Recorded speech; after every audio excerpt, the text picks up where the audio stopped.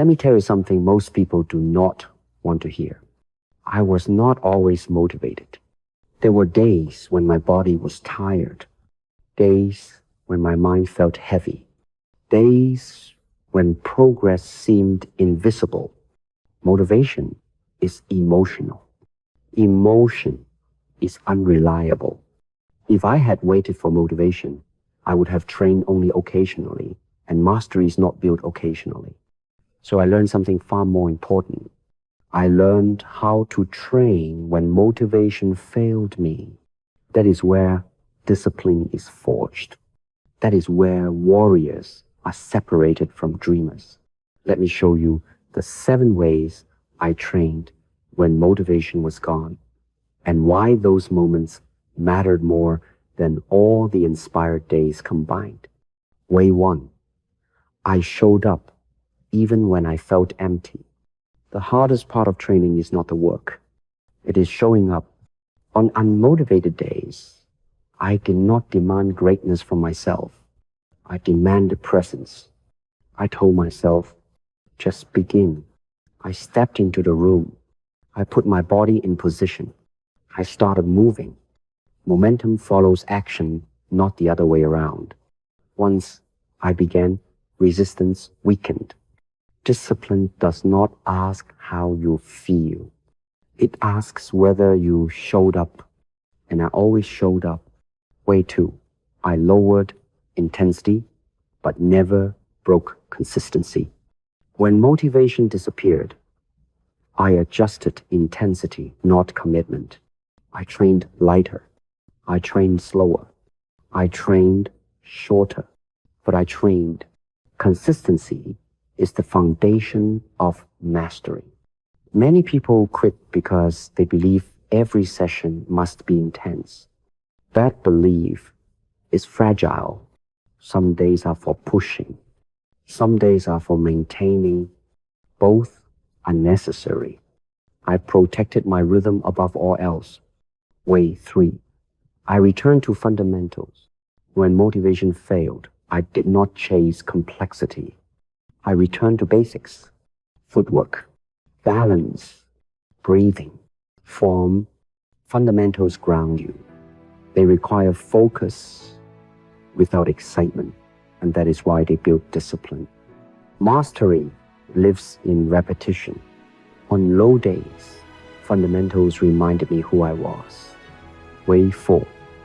I used discipline as an act of self-respect.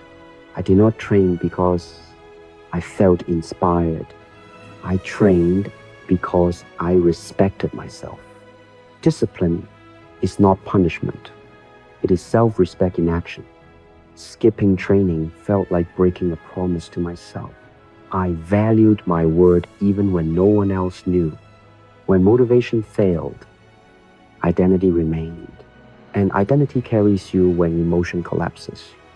Way 5. I trained my mind when my body felt weak. Some days the body resists. On those days, I trained my mind. Stillness, visualization, reflection.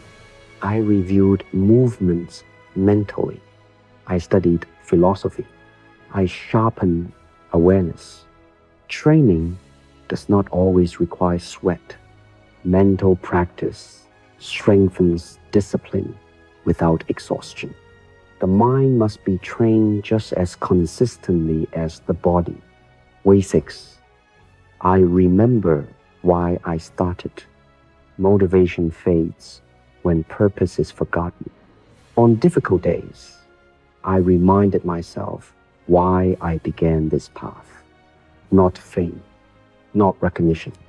Self-mastery, the desire to understand myself fully, the desire to express my potential honestly. Purpose restores direction. When motivation failed, purpose remained. Way 7. I accepted that discipline is not always enjoyable. This is where most people break. They believe discipline should feel good. It does not. Discipline often feels repetitive, boring, demanding. I accepted this fully. Once you stop expecting enjoyment, resistance disappears. You do the work not because it feels good, but because it is necessary. That acceptance made me unstoppable. Let me be clear. Motivation is a visitor. Discipline is a resident. Those who rely on motivation remain inconsistent. Those who rely on discipline become inevitable. Now, let me give you 5 practical applications. Here are 5 ways you can train when motivation disappears. Number 1, show up even for 5 minutes. Number 2, reduce intensity, not consistency. Number 3, return to fundamentals.